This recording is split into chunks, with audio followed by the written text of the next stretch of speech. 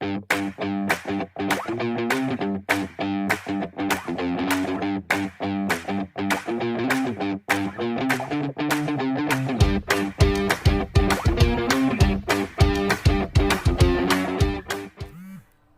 siang Pak Sahala. Jadi kami dari kelompok 2 akuntansi manajemen akan menjelaskan materi bab 15 yaitu tentang balance scorecard. Nah, untuk selanjutnya mari kita simak materinya yang berikut ini. Nama saya Aldeliana Sabrina dari kelas manajemen 1 dengan nomor 111910002. Terima kasih. Halo, perkenalkan saya Amelia Diantara dari manajemen 1 111910007. Halo, nama saya Arsene Kosokemi. Saya dari Prodi Manajemen 1 2019. NIM saya 111910009.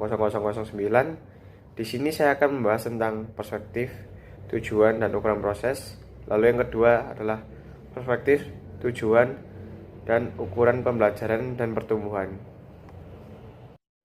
Halo, saya Hans Febrian dari kelas manajemen 1 NIM 111910026. Di presentasi kali ini saya akan membahas tentang keselarasan strategi.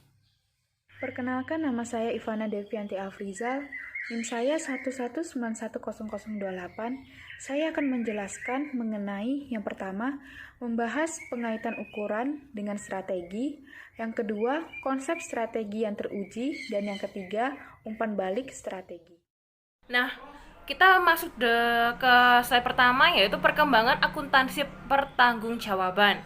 Seiring dengan perkembangan waktu, produk, dan proses, perusahaan perlu didesain ulang dan diperbaiki karena persaingan menuntut perusahaan dapat menawarkan berbagai produk dan jasa untuk berbagai kalangan. Di sini, perusahaan harus dapat menghasilkan produk dengan keragaman tinggi dan bervolume rendah secara efisien. Nah, manajemen harus memberikan banyak perhatian pada hubungan perusahaan dengan rekanan dan pelanggannya. Hal ini berguna untuk memperbaiki biaya, kualitas, dan waktu respon pada semua rantai nilai. Nah, untuk saat ini sendiri siklus hidup produk itu menjadi semakin pendek ya. Siklus hidup itu menjadi pendek dalam beberapa industri. Maka dari itu, karena siklus hidup menjadi lebih pendek, maka menimbulkan kebutuhan yang besar bagi perusahaan untuk melakukan inovasi. Nah, model akuntansi pertanggungjawaban dibentuk oleh 4 elemen pokok, yaitu antara lain yang pertama, pembagian tanggung jawab, penetapan ukuran kinerja atau tolak ukur, pengevaluasian kinerja, dan pemberian imbalan. Nah, model akuntansi pertanggungjawaban berbasis fungsional menekankan kinerja keuangan suatu unit organisasi dan mengevaluasi serta memberi imbalan kinerja menggunakan standar berbasis keuangan yang statis. Yang statis itu maksudnya adalah yang berbasis ke anggaran dan biaya standar. Oke, selanjutnya yaitu akuntansi pertanggungjawaban berbasis aktivitas melakukan perubahan mendasar bagaimana tanggung jawab dibebankan, diukur, dan dievaluasi. Sistem akuntansi pertanggungjawaban berbasis aktivitas menambahkan perspektif proses terhadap perspektif keuangan yang sebelumnya itu sudah ada di dalam sistem akuntansi pertanggungjawaban yang berbasis fungsional. Nah, setiap upaya untuk meningkatkan kinerja organisasi itu selalu melibatkan perbaikan proses. Nah, konsep proses ini itu sudah mengubah cara pandang, point of view dari pengendalian biaya untuk memelihara status quo menjadi pengurangan biaya dengan pembelajaran dan perbaikan berkelanjutan.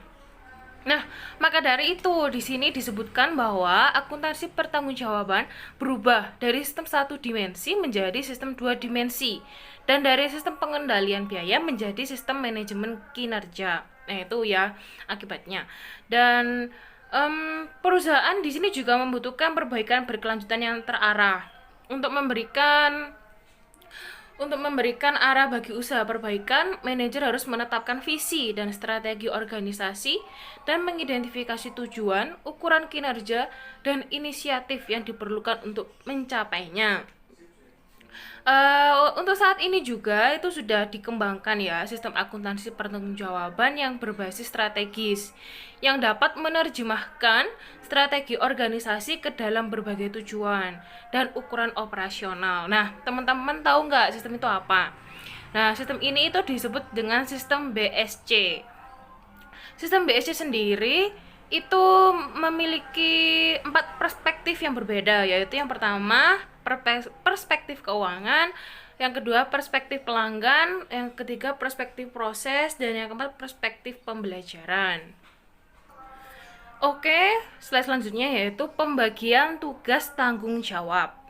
Nah, di sini ada 2 tabel ya, yaitu yang pertama ini tabel yang sebelah kiri itu ada pertanggungjawaban berbasis aktivitas, dan yang tabel sebelah kanan itu pertanggungjawaban berbasis strategis.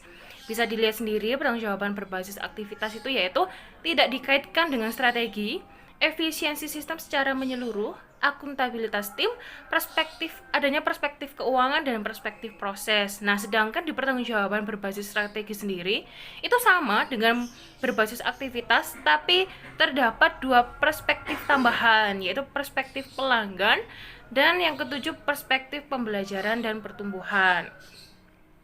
Oke, kita next. Yaitu di sini ada penentuan ukuran kinerja. Di sini juga terdapat 2 kolom ya, 2 baris, yaitu yang sebelah kiri ada berbasis aktivitas dan yang sebelah kanan berbasis strategis. Untuk pertanggungjawaban berbasis aktivitas sendiri, yaitu adanya standar berorientasi proses dan keuangan. Lalu adanya standar nilai tambah, standar dinamis, dan standar optimal. Namun, jika di pertanggungjawaban berbasis strategis, itu berbeda, yaitu yang pertama, standar untuk keempat perspektif digunakan untuk mengomunikasikan strategis, digunakan untuk membantu menyelaraskan tujuan, dikaitkan dengan strategis dan tujuan, dan ukuran yang berimbang. Nah, yang dimaksud dengan ukuran berimbang di sini yaitu berarti ukuran yang dipilih harus berimbang antara ukuran historis dan ukuran prediktif, antara ukuran objektif dan ukuran subjektif, lalu antara ukuran keuangan dan non-keuangan, dan antara ukuran eksternal maupun internal. Nah, ukuran historis itu juga bisa disebut dengan ukuran lag. Ukuran lag itu apa sih? Nah, ukuran lag itu adalah ukuran yang menunjukkan hasil usaha yang sudah dilakukan. Sebagai satu contoh yaitu profitabilitas pelanggan. Lalu untuk ukuran lead. Nah, ukuran lead itu apa sih? Ukuran lead itu juga bisa disebut dengan pemicu kinerja. Misalnya nih, itu jam pelatihan karyawan, itu termasuk ke dalam ukuran lead. Nah, sedangkan ukuran objektif itu mudah dikuantifikasi dan diverifikasi. Sedangkan ukuran subjektif itu kurang dapat dikuantifikasi dan sedikit sulit ya, dan banyak melibatkan pertimbangan. Selain itu, ukuran eksternal itu berhubungan dengan pelanggan dan pemegang saham. Kalau ukuran internal itu berhubungan dengan proses dan kemampuan perusahaan memberikan nilai bagi pelanggan dan pemegang saham. Nah, dalam model tradisional yang berbasis keuangan, ukuran kinerja itu selalu bersifat keuangan dan oleh karenanya bersifat ukuran lag. Sebagai contoh itu peningkatan loyalitas pelanggan merupakan tujuan strategis penting yang akan menyebabkan peningkatan pendapatan dan laba untuk mengomunikasikan strategi organisasi melalui bahasa pengukuran perlu mempertimbangkan lingkup maupun fleksibilitas ukuran.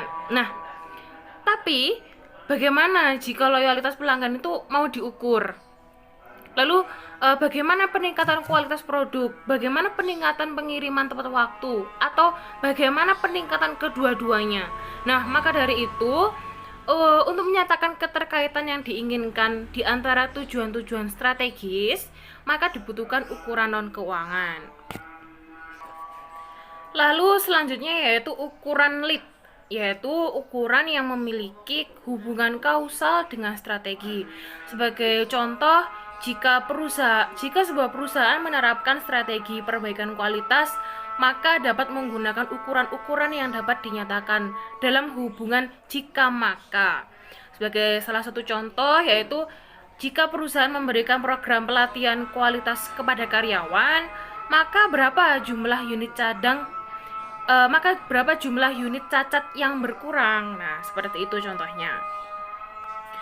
Nah, selanjutnya yaitu pengukuran dan evaluasi kinerja. Di sini ada satu tabel yang di sebelah sisi kiri itu ada pertanggungjawaban berbasis aktivitas, sedangkan yang di sebelah kanan yaitu pertanggungjawaban berbasis strategis. Yang berbasis aktivitas itu terdapat 4, yaitu pengurangan waktu, perbaikan kualitas, pengurangan biaya, dan pengukuran tren. Sama halnya dengan berbasis strategis, namun di pertanggungjawaban berbasis strategis ini terdapat 2 tambahan, yaitu yang pertama perluasan jumlah ukuran atau metrik, dan yang terakhir yaitu target yang ketat untuk keempat perspektif. Nah, evaluasi kinerja dalam BSC sangat terkait dengan keefektifan dan kelayakan strategi organisasi. BSC digunakan untuk mendorong perubahan melalui evaluasi kinerja. Nah, hal itu juga dilakukan melalui penetapan target yang ketat untuk setiap ukuran kinerja dalam berbagai perspektif. Nah, teman-teman, gimana sih ciri-ciri target yang ketat yang dapat kita capai? Nah, di sini juga ada 2 ciri-ciri target ketat yang dapat dicapai, yaitu ukuran dikaitkan dengan hubungan kausal, yang pertama. Lalu yang kedua yaitu oleh karena hubungan tersebut, target ditentukan tidak dalam isolasi, namun melalui konsensus semua pihak dalam organisasi. Lalu selanjutnya yaitu pemberian imbalan. Nah, di sini itu terlihat ada pertanggungjawaban berbasis aktivitas dan pertanggungjawaban berbasis strategis. Kalau yang berbasis aktivitas itu kinerja dievaluasi berdasarkan 2 dimensi. Sedangkan dalam berbasis strategis itu kinerja dievaluasi berdasarkan 4 dimensi. Nah, untuk selain itu sama antara aktivitas dan strategis, yaitu adanya imbalan tim, peningkatan gaji, adanya promosi karyawan, lalu juga ada bonus bagi laba dan bagi hasil. Sistem berbasis aktivitas dan strategis menggunakan instrumen keuangan untuk memberi kompensasi kepada individu yang mencapai tujuan kinerja yang ditargetkan. Nah, perbedaan utama kedua sistem tersebut dengan sistem pengendalian tradisional adalah imbalan tidak hanya didasarkan pada ukuran keuangan saja. Nah, oke, untuk materi selanjutnya akan dijelaskan. Halo, saya Amelia Diantara. Di sini saya akan menjelaskan tentang konsep dasar BSC. BSC memungkinkan organisasi berfokus pada strategi dengan cara menerjemahkan strategi organisasi menjadi berbagai macam bentuk tujuan dan ukuran kinerja operasional dalam 4 perspektif. Perspektif yang pertama yaitu keuangan, yang kedua adalah pelanggan, yang ketiga adalah proses bisnis internasional, dan keempat adalah pembelajaran dan pertumbuhan atau infrastruktur. BSC merupakan cara yang efektif untuk mengimplementasikan dan mengelola strategi perusahaan. Selanjutnya yaitu tentang proses penerjemahan strategi. Strategi adalah mengidentifikasi dan menentukan hubungan yang diharapkan oleh manajemen di antara keempat perspektif. Penerjemahan strategi adalah penentuan tujuan, ukuran, target, dan inisiatif untuk semua perspektif. Berikut adalah proses penerjemahan strategi. Visi dibagi menjadi keuangan, pelanggan, proses, pembelajaran, dan pertumbuhan, lalu menentukan tujuan, lalu ukuran, lalu target, dan yang terakhir adalah inisiatif. Sebagai contoh, suatu perusahaan ingin menjalankan strategi pertumbuhan pendapatan. Untuk perspektif keuangan, perusahaan menetapkan tujuan pertumbuhan pendapatan melalui pengenalan produk baru. Ukuran kinerjanya adalah persentase pendapatan dari penjualan produk baru. Target atau standar pada tahun yang akan datang untuk ukuran tersebut adalah 20%. 20% pendapatan total pada tahun yang akan datang harus dari penjualan produk baru. Inisiatif menjelaskan tentang bagaimana tujuan tersebut dicapai. Bagaimana mencapai tujuan melibatkan 3 perspektif lainnya: segmen pelanggan, proses internal, dan kemampuan individual dan pengorganisasian yang memungkinkan pencapaian tujuan pertumbuhan pendapatan baru harus diidentifikasi. Contoh tersebut menunjukkan bahwa tujuan keuangan berperan sebagai fokus untuk tujuan, ukuran, dan inisiatif 3 perspektif lainnya. Hal itu juga menekankan perlunya secara cermat untuk menentukan hubungan di antara 4 perspektif lainnya sehingga strategi menjadi real dan operasional. Namun demikian, sebelum mengkaji bagaimana hubungan kausal ditentukan dan operasionalisasi strategi, perlu pemahaman yang lebih baik mengenai keempat perspektif, tujuan-tujuannya, dan ukuran-ukurannya. Oke, selanjutnya yaitu mengenai perspektif, tujuan, dan ukuran keuangan. Perspektif keuangan menentukan tujuan kinerja keuangan jangka panjang dan jangka pendek sesuai dengan strategi organisasi dan menjelaskan konsekuensi ekonomi tindakan yang diambil dalam 3 perspektif lainnya. Oleh karena itu, tujuan dan ukuran perspektif yang diambil harus dipilih dapat mendorong pencapaian hasil-hasil keuangan yang diinginkan. Perspektif keuangan mempunyai 3 tema strategis, yaitu yang pertama pertumbuhan pendapatan, yang kedua pengurangan biaya, dan yang terakhir yaitu pemanfaatan aset. Tema tersebut menjadi dasar bagi pengembangan tujuan dan ukuran operasional yang spesifik. Ketiga tema tersebut dibatasi oleh kebutuhan manajer untuk mengelola resiko. Yang pertama yaitu pertumbuhan pendapatan. Pertumbuhan pendapatan dapat dicapai dengan beberapa cara dan tujuan strategis. Harus mencerminkan berbagai kemungkinan tersebut. Di antaranya adalah tujuan-tujuan berikut ini. Yang pertama, meningkatkan jumlah produk baru, menciptakan aplikasi baru terhadap produk yang sudah ada, mengembangkan pelanggan dan pasar baru, serta menerapkan strategi penentuan harga jual yang baru. Setelah tujuan operasional diketahui, kemudian dapat dirancang ukuran kinerja. Kemungkinan ukuran untuk tujuan yang sudah disebutkan sebelumnya adalah sebagai berikut. Persentase pendapatan dari produk baru, persentase pendapatan dari aplikasi baru, persentase pendapatan dari segmen pelanggan dan pasar baru, dan profitabilitas menurut produk dan pelanggan. Selanjutnya yaitu pengurangan biaya. Contoh tujuan pengurangan biaya meliputi pengukuran biaya per unit produk, per pelanggan atau per saluran distribusi. Ukuran yang tepat untuk berbagai tujuan pengurangan biaya tersebut adalah biaya per unit objek biaya. Laporan yang memuat tren ukuran tersebut antar waktu dapat menunjukkan apakah biaya dapat dikurangi. Untuk tujuan tersebut, akurasi pembebanan biaya sangat penting. Perhitungan biaya berbasis aktivitas dapat memainkan peran penting pengukuran, terutama untuk biaya penjualan dan administrasi yang jarang dibebankan ke objek seperti pelanggan dan saluran distribusi. Yang ketiga yaitu pemanfaatan aset. Perbaikan pemanfaatan aset merupakan tujuan yang utama. Ukuran keuangan aset yang umum digunakan meliputi imbal balik hasil investasi dan nilai tambah ekonomi. Oke, selanjutnya yaitu manajemen resiko. Manajemen resiko yang berkaitan dengan strategi yang diterapkan merupakan tema strategis penting lain dan berlaku bagi ketiga tema keuangan strategis yang sudah dibahas sebelumnya. Diverifikasi jenis pelanggan, lini produk, dan pemasok merupakan cara yang umum digunakan untuk mengurangi resiko.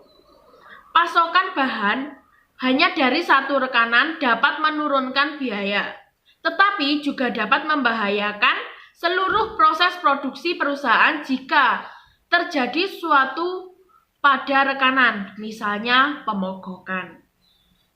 Begitu juga pendapatan dapat meningkat hanya dengan bertumpu pada satu pelanggan yang sangat besar.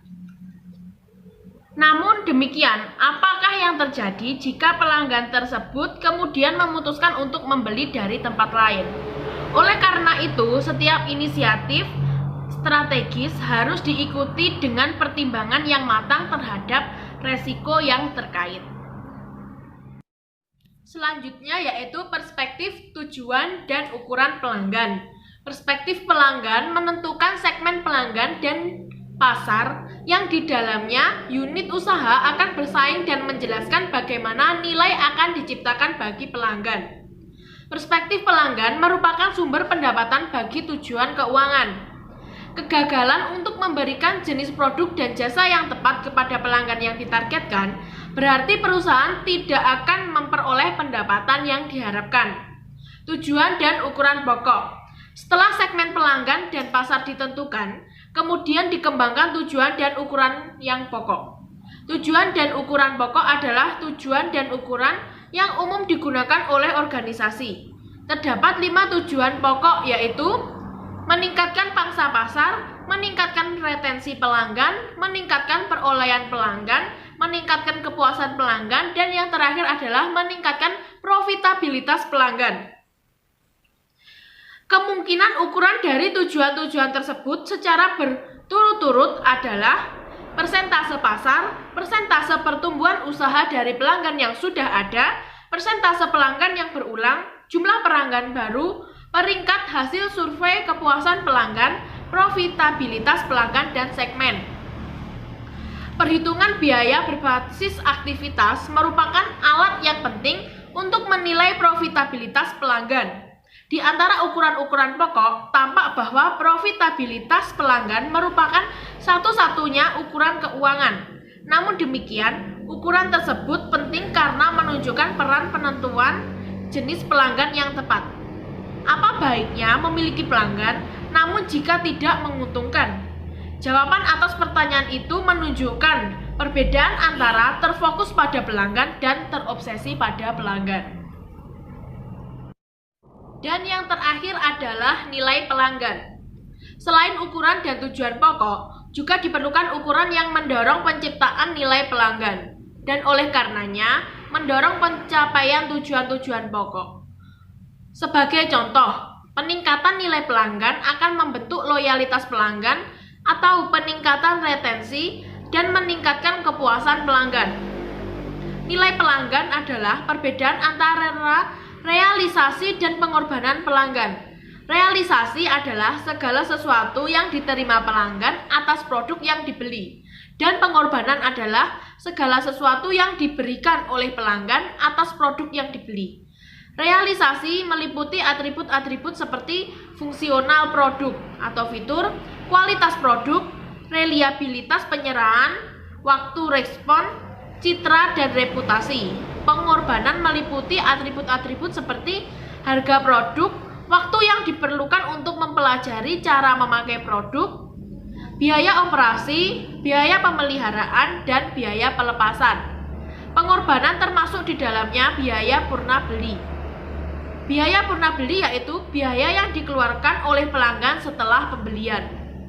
Atribut yang berhubungan dengan realisasi dan pengorbanan menjadi dasar bagi penentuan tujuan dan ukuran yang dapat mengarah pada pencapaian tujuan dan ukuran yang pokok. Tujuan untuk sisi pengorbanan adalah yang paling sederhana, yaitu penurunan harga jual dan penurunan biaya purna beli. Harga jual dan biaya purna beli merupakan ukuran penting penciptaan nilai. Penurunan biaya akan menurunkan pengorbanan pelanggan dan oleh karenanya meningkatkan nilai pelanggan. Peningkatan nilai pelanggan akan berdampak baik pada sebagian besar tujuan pokok. Pengaruh baik serupa dapat dicapai dengan meningkatkan realisasi. Contohnya, tujuan realisasi itu meningkatkan fungsionalitas produk, meningkatkan kualitas produk, meningkatkan reliabilitas pengiriman, dan meningkatkan citra serta reputasi. Kemungkinan ukuran dari tujuan tersebut secara berturut-turut adalah peringkat kepuasan fitur, persentase retur, persentase pengiriman tepat waktu, dan peringkat pengenalan produk.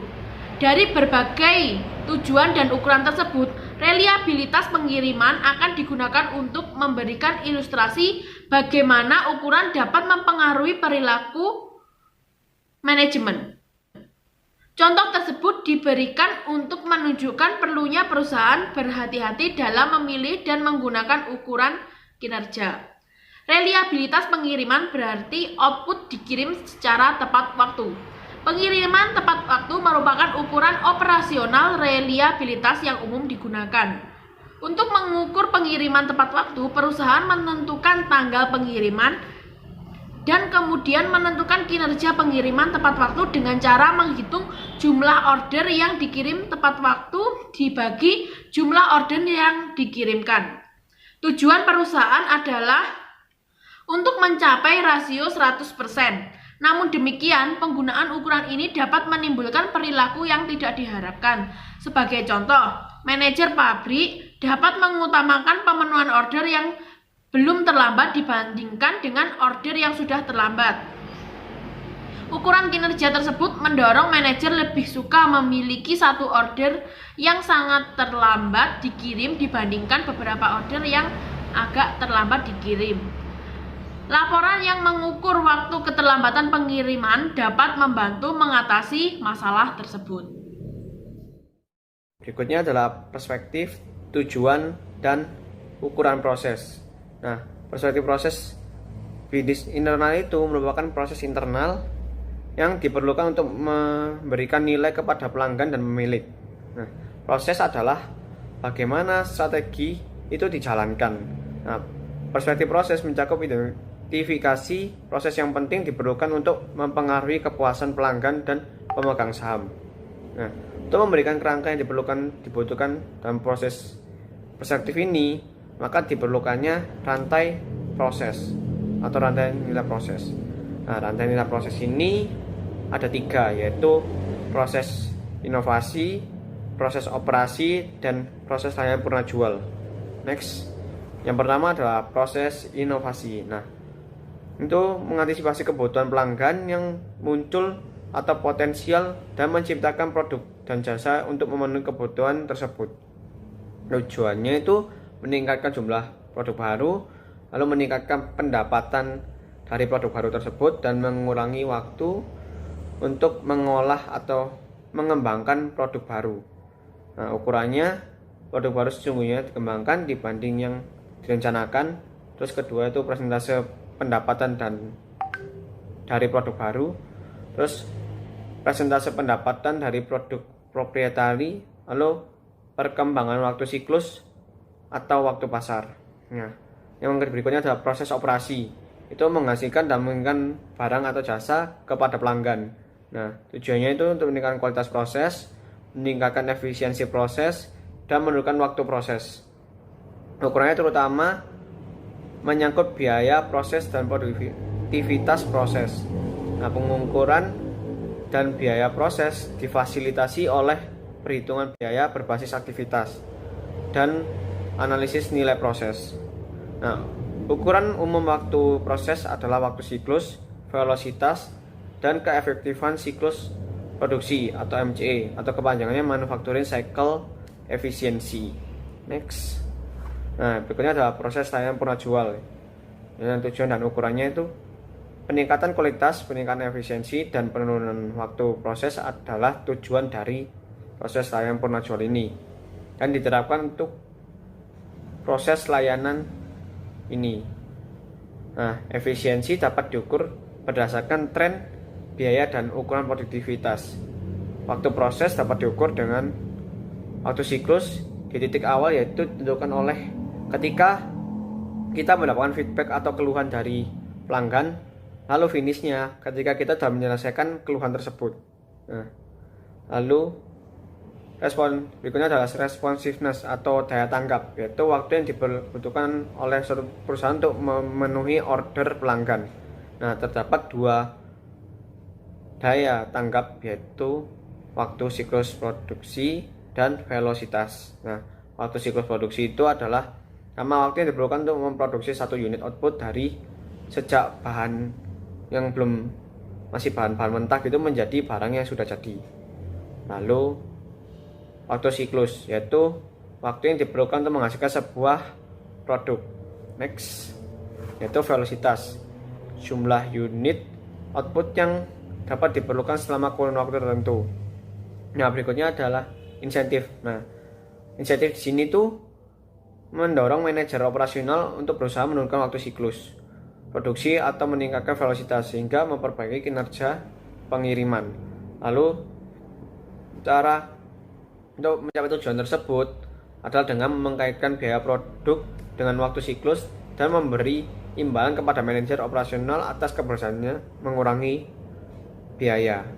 Nah, dengan menggunakan waktu produktif teoritis yang tersedia dalam satu periode, biaya standar per menit dapat dihitung sebagai berikut, yaitu biaya standar per menit sama dengan biaya konversi sel dibagi menit yang tersedia. Itu bukan konversi di situ, itu bukan konversi tapi konversi. Nah, untuk mendapatkan biaya konversi per unit, biaya standar per menit tersebut dikalikan dengan waktu siklus yang sesungguhnya digunakan untuk menghasilkan produk selama satu periode.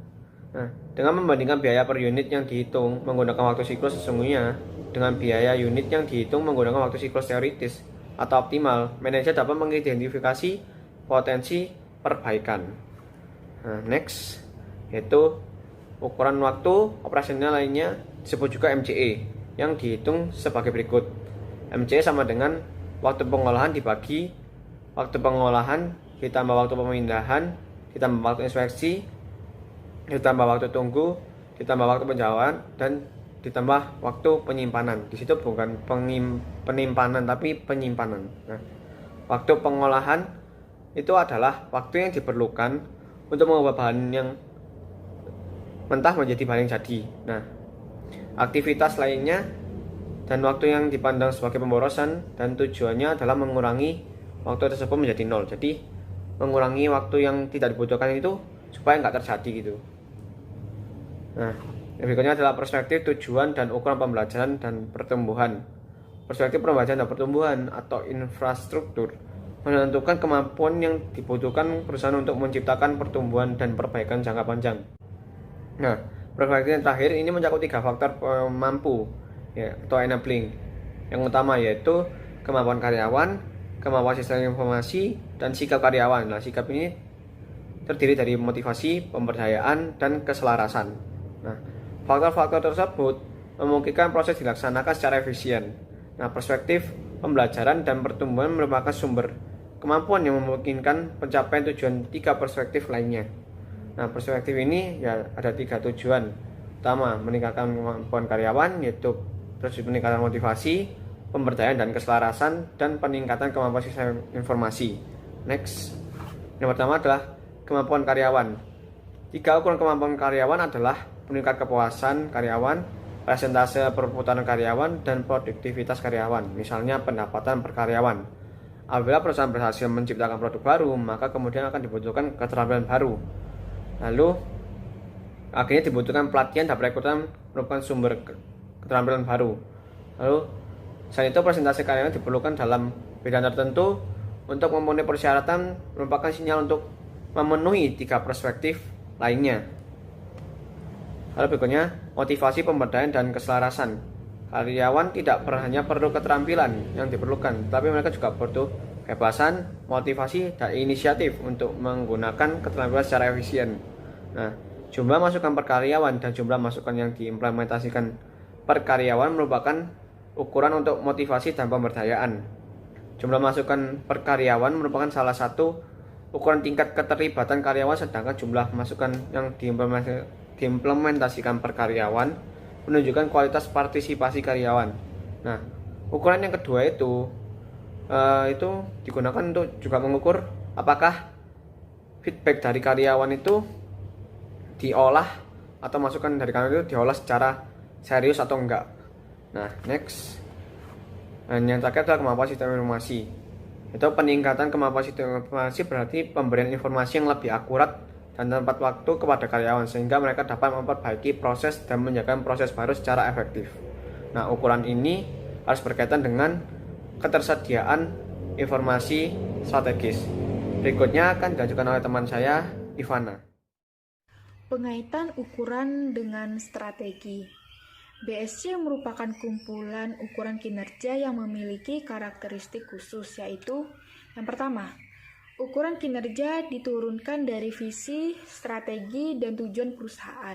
Yang kedua, ukuran kinerja harus dipilih sedemikian rupa sehingga ukuran tersebut berimbang antara ukuran luck dan lead.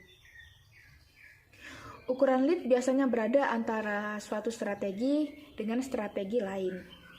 Jadi, ukuran lead biasanya unik untuk setiap strategi dan karena keunikannya mendukung tujuan pengaitan ukuran dengan strategi. Konsep strategi yang teruji. Persyaratan terakhir, hubungan sebab akibat.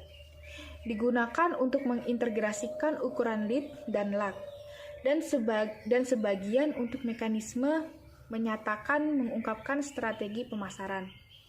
Contoh pertanyaan, jika jumlah produksi cacat menurun, apakah pangsa pasar yang lebih besar? Dan pada gilirannya dapat menghasilkan pendapatan dan laba lebih banyak. Pertanyaan tersebut menunjukkan peran penting hubungan sebab akibat dalam mengekspresikan model operasional suatu strategi, yaitu strategi dalam bentuk yang dapat diuji. Strategi yang dapat diuji dapat didefinisikan sebagai satu set tujuan saling terkait yang mengarah pada tujuan menyeluruh. Keterujian strategi dicapai dengan mengajukan satu set hipotesis sebab akibat dinyatakan dengan ukuran jika maka. Contoh ini menggunakan keterujian strategi, peta strategi yang dinyatakan dengan jika maka. Jika keterampilan karyawan ditingkatkan dan jika proses produksi dirancang ulang, maka waktu siklus produksi akan turun. Jika waktu siklus turun, maka kendalan pengiriman akan meningkat dan biaya proses akan turun. Jika kendalan pengiriman meningkat, maka retensi pelanggan akan meningkat. Jika retensi pelanggan meningkat, maka pangsa pasar akan meningkat. Jika pangsa pasar meningkat, maka penjualan akan meningkat. Jika penjualan meningkat dan biaya turun, maka laba akan meningkat. Jika laba meningkat, maka nilai pemegang saham akan meningkat. Memberikan 4 gambaran. Pertama, keempat perspektif diwakili tujuan-tujuan strategi yang dikaitkan melalui hipotesis hubungan sebab akibat. Kedua, perbaikan proses dan keterampilan karyawan secara bersama dihipotesiskan menyebabkan perbaikan waktu siklus produk. Ketiga, sebagai indikator lead lebih dari satu hasil. Keempat, ukuran kinerja dapat berperan sebagai indikator luck dan lead. Berikutnya adalah umpan balik strategi. Ketersediaan umpan balik memungkinkan manajer menguji kelayakan strategi penting. Berdasarkan strategi pertumbuhan nilai, diharapkan terjadi peningkatan nilai pemegang saham. Jika tidak terjadi, bisa disebabkan oleh masalah implementasi atau strategi yang tidak valid. Ada kemungkinan faktor kunci keberhasilan, seperti jam pelatihan dan desain proses tidak mencapai tingkat yang ditargetkan. Jika tingkat pemicu kinerja ditargetkan dicapai dan hasil yang diharapkan tidak terjadi, maka masalah terletak pada strategi itu sendiri. Usaha untuk mengatasi dengan double loop feedback terjadi apabila manajer menerima informasi keefektifan implementasi strategi serta validitas asumsi-asumsi dasar strategi. Double loop feedback merupakan hasil sesungguhnya. Jika menyimpang dari hasil direncanakan, pertanda untuk mengambil tindakan koreksi.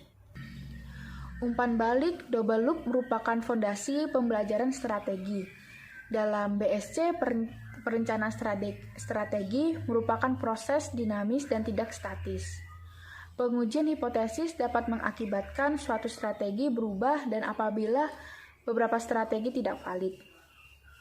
Misal, perbaikan kualitas yang menurunkan jumlah unit cacat tidak meningkatkan pangsa pasar. Pesaing juga memperbaiki kualitasnya. Pandangan yang benar adalah perbaikan kualitas diperlukan untuk mempertahankan pangsa pasar. Dalam peningkatan pangsa pasar, perusahaan juga harus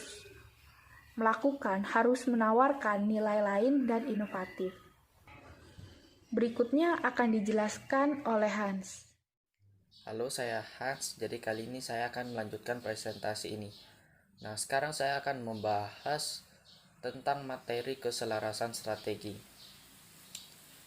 Penyusunan sebuah strategi merupakan suatu hal, sedangkan implementasi strategi yang sukses adalah hal lain. Supaya BSC berhasil atau Balance Scorecard berhasil, seluruh organisasi harus memiliki komitmen terhadap pencapaiannya. Karyawan harus mengetahui strategi sepenuhnya, mereka harus ikut memiliki tujuan, ukuran, target, dan inisiatif sendiri. Insentif harus dirancang untuk mendukung strategi, dan sumber daya harus dialokasikan untuk mendukung strategi itu. Nah, sekarang pertama kita akan masuk di pengkomunikasian strategi. Setelah dikembangkan, tujuan dan ukuran merupakan cara untuk mengartikulasi dan mengkomunikasikan strategi organisasi kepada seluruh karyawan dan manajer. Tujuan dan ukuran yang sudah ditetapkan berguna untuk menyelaraskan tujuan dan tindakan individu dengan tujuan dan inisiatif organisasi, video, surat kabar, brosur, dan jaringan komputer. Perusahaan merupakan media yang dapat digunakan untuk menginformasikan strategi, tujuan, dan ukuran yang berhubungan dengan BSC atau Balance Scorecard. Komunikasi terlalu terperinci dapat menimbulkan masalah dengan pesaing. Balance Scorecard merupakan representasi yang sangat eksplisit mengenai target pasar perusahaan dan cara untuk memperoleh keuntungan itu. Hal itu dapat menjadi informasi yang sangat sensitif. Lebih banyak karyawan yang mengetahuinya, maka lebih besar kemungkinan hal tersebut akan sampai di tangan pesaing. Namun demikian, di pihak lain, merupakan suatu yang penting bagi karyawan untuk memiliki pemahaman yang memadai supaya mereka dapat menerima dan menyetujui upaya strategi organisasi. Selanjutnya, kita masuk di target dan insentif. Setelah tujuan dan ukuran ditentukan dan dikomunikasikan, ekspektasi kinerja harus ditetapkan. Ekspektasi kinerja dikomunikasikan dengan menetapkan nilai target untuk ukuran-ukuran yang berhubungan dengan setiap perspektif. Manajemen dimintai pertanggungjawaban atas tugas yang dibebankan kepadanya dengan membandingkan nilai sesungguhnya suatu ukuran dengan nilai yang ditargetkan. Terakhir, kompensasi harus dikaitkan dengan pencapaian tujuan. Sistem imbalan harus dikaitkan dengan semua tujuan dan tidak hanya dengan ukuran keuangan. Kegagalan untuk mengubah sistem kompensasi akan mendorong manajer untuk melanjutkan fokusnya pada kinerja keuangan jangka pendek karena tidak memiliki alasan untuk memberi perhatiannya kepada tujuan strategis lainnya. Selanjutnya itu masuk di alokasi sumber daya. Pencapaian target strategis seperti yang disajikan dalam peraga 15.12 yaitu tabel berikutnya mengharuskan sumber daya dialokasikan ke inisiatif strategi yang bersangkutan. Hal itu memerlukan dua langkah mendasar. Yang pertama, organisasi harus memutuskan banyaknya target strategis yang akan dicapai pada tahun yang akan datang. Kedua, proses penganggaran operasional harus dirancang guna menyediakan sumber daya yang diperlukan untuk mencapai kemajuan jangka pendek sesuai peta strategi. Jika langkah-langkah tersebut tidak dilakukan, maka akan sulit untuk mengharapkan strategi akan benar-benar dilaksanakan. Selanjutnya, ini adalah tabel peraga keselarasan strategi dibagi per masing-masing bidang.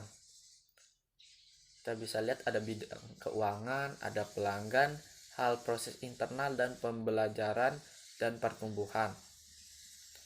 Nah, di sini kita juga bisa melihat tujuan, ukuran, dan target per bidang dengan mempresentasikan kebutuhannya. Jadi per masing-masing bidang ini ada tujuan, ukuran, dan target per bidangnya. Seberapa besar presentase per bidang tersebut. Ya, sekian dari kelompok kami. Terima kasih. Terima kasih guys.